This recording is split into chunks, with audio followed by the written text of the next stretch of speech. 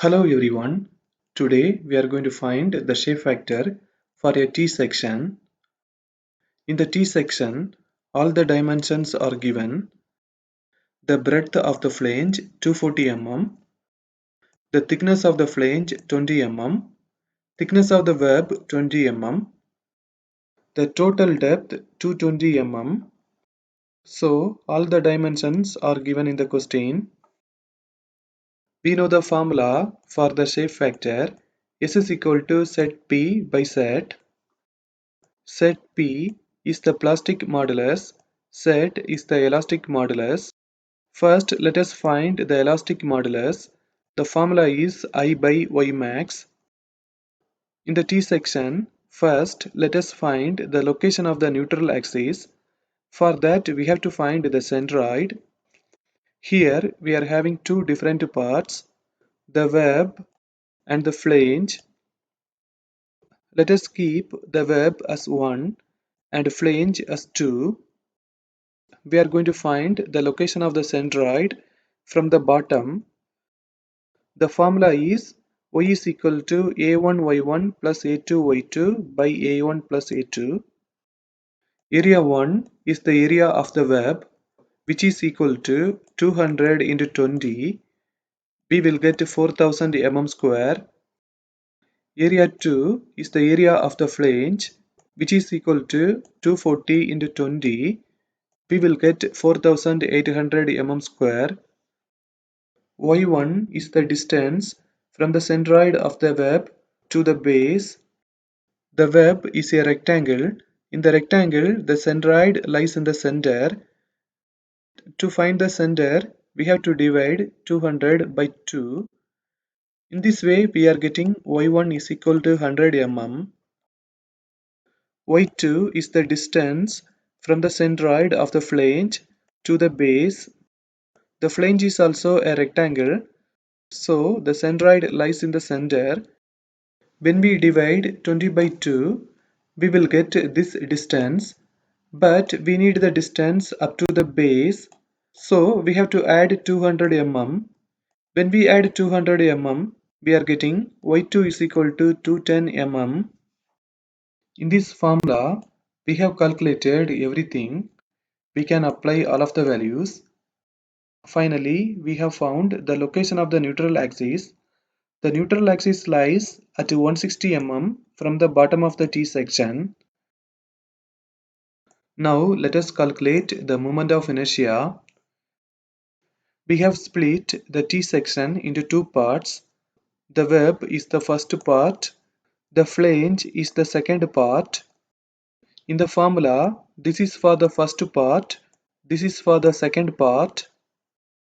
In the first part, the breadth is 20 mm, the depth is 200 mm.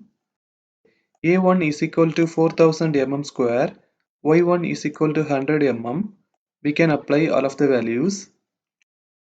In the second part, the breadth is 240 mm, the depth is 20 mm. Area 2 is 4800 mm square, Y2 is 210 mm. We can apply all of the values. After the calculations, we are getting the moment of inertia. Now let us find Y max. The distance between the neutral axis to the base is 160 mm. The total depth is 220 mm. 220 minus 160, we are getting 60 mm. Then we have to compare these two values. We have to select the higher value. 160 mm is the higher value, so Y max is equal to 160 mm. Now in the elastic modulus formula, we can apply the values of I and Y max. After the calculations, we are getting the elastic modulus. Now let us find the plastic modulus set P. The formula is A by 2 into Y1 bar plus Y2 bar. The area of the flange is 20 into 240. We will get 4800 mm square. The area of the web is equal to 20 into 200. We will get 4000 mm square. To find the total area, we can add both of the values. After adding, we are getting 8800 mm square. To find y1 bar and y2 bar, we must know the location of the equal area axis. This T section is not symmetrical, so it is little difficult to find out the location of the equal area axis. Here we are having two parts, the flange and the web. To know where the equal area axis lies, we have to compare the areas. Area of the flange is equal to 4800 mm square. Area of the web is equal to 4000 mm square.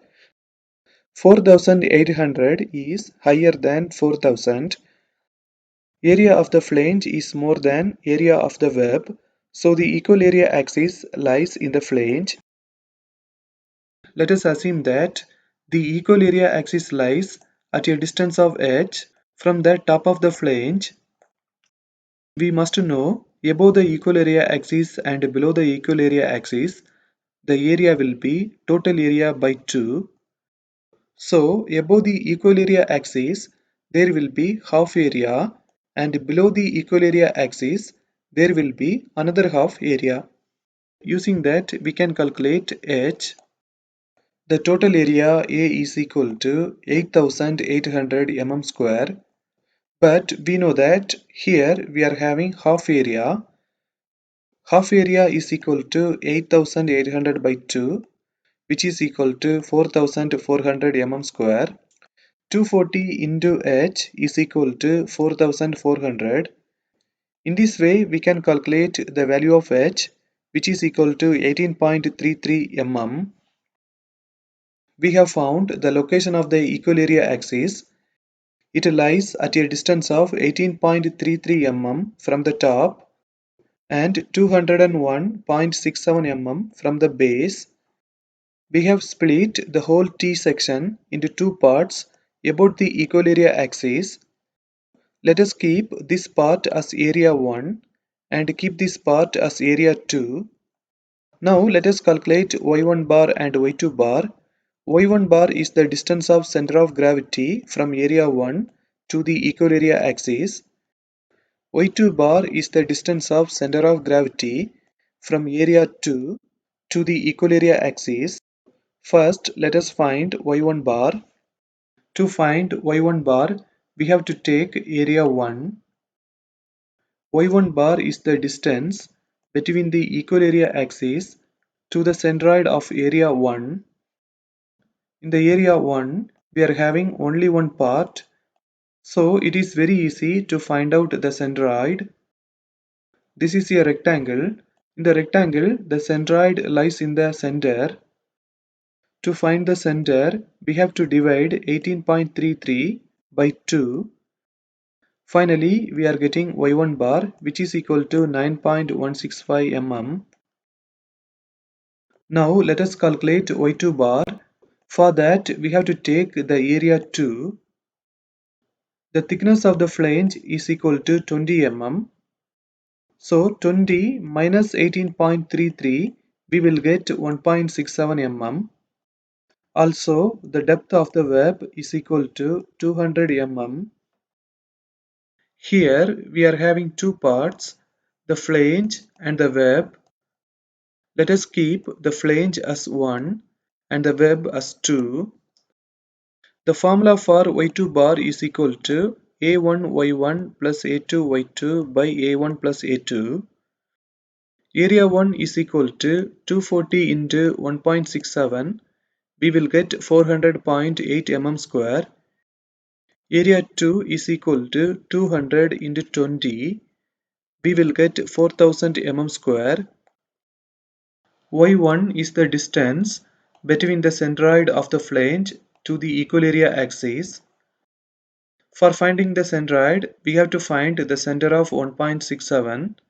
So 1.67 by 2, we will get 0.835 mm. y2 is the distance from the centroid of the web to the equal area axis. The centroid of the web will be 200 by 2. Then we have to add 1.67. When we do that, we are getting 101.67 mm. In the Y2 bar formula, we have calculated all of the values we can apply in the formula. Finally, we are getting Y2 bar is equal to 92.48 mm.